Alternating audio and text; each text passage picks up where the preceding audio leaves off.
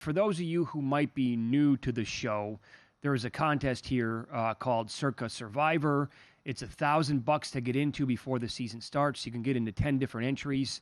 And it this year had more than 9,200 people involved. Derek Stevens, the owner of this great property, does a great job with the guarantee every single year. And this year the contest was worth $9.2 million. The guy to my right, the guy that I see a minimum of 5 times per week, my co-host, someone who I've known for 20-plus years, was one of the final 21 entries going into Monday Night Football, along with 6 other entries. Pauly Howard was on Green Bay. You said yesterday on the show that you would be able to put your head on the pillow last night and sleep well if you lost to Tommy DeVito.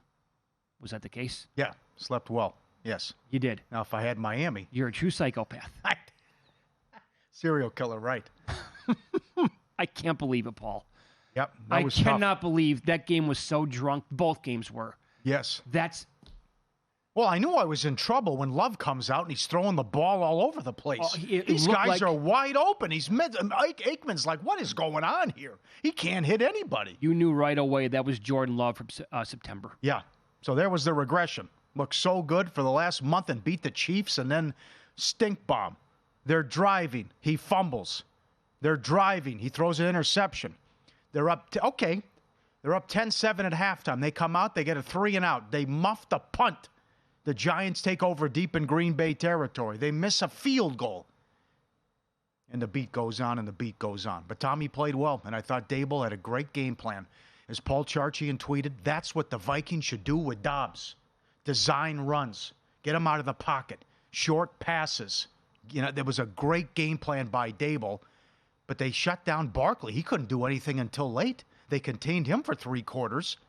But it's just, silly mistakes, and you get beat. And this DeVito story is Tommy Cutlets here. This is fantastic. He's won 3 in a row, and they take me out. So 5 of 14 on third down, all the turnovers.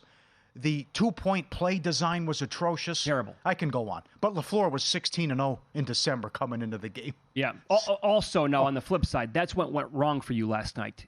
You had a lot of things go right during the game as well. I mean, the conversion on 4th down at their own 47-yard line, where the receiver for Green Bay put the ball out and hit the marker, and that was the right call, by the way. They had to give him the first down they did to get into the end zone to take the lead on that completion. That happens. That guy, that was his only catch of the entire game. Wicks got hurt, who was filling in for Watson.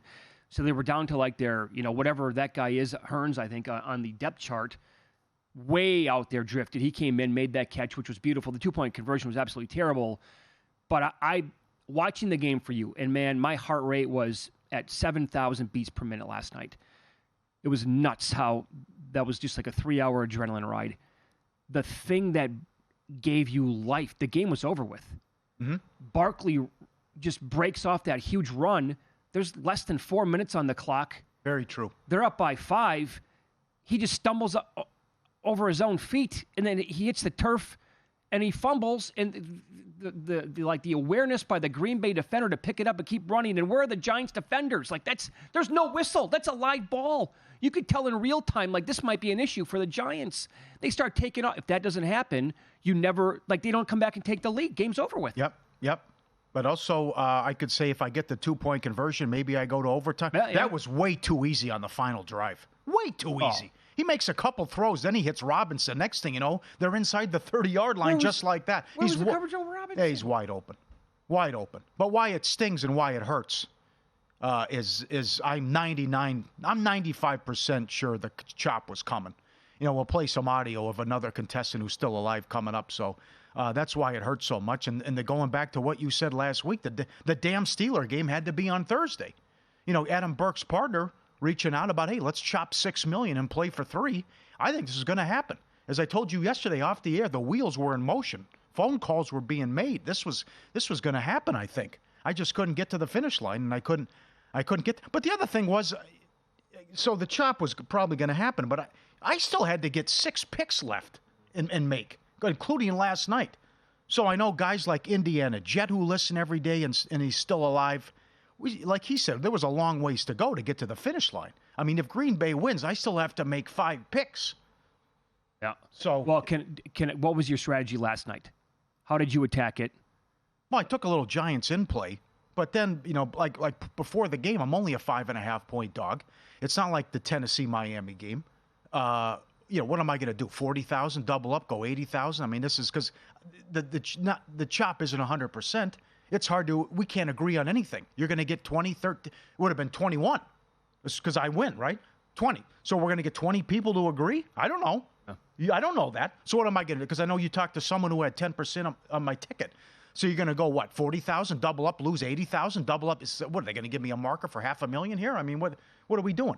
Visit VSiN.com to get current odds, listen for free, find showtimes, and download VSiN sports betting podcasts.